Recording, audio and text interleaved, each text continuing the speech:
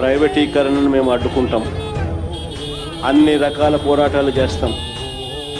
మీ నిర్ణయాన్ని వెనక్కి తీసుకునేంత వరకు ధర్నాలు జరుగుతాయి, ర్యాలీలు జరుగుతాయి, దీక్షలు జరుగుతాయి, నిరసనలు చేస్తాం.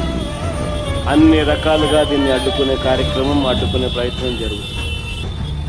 నేను ఒక్కనే కాదు, నేను రాష్ట్ర వ్యాప్తంగా రాష్ట్ర శ్రేయస్సు కోరే ప్రతి ఒక్కరికి కూడా పిలుపునిస్తాను.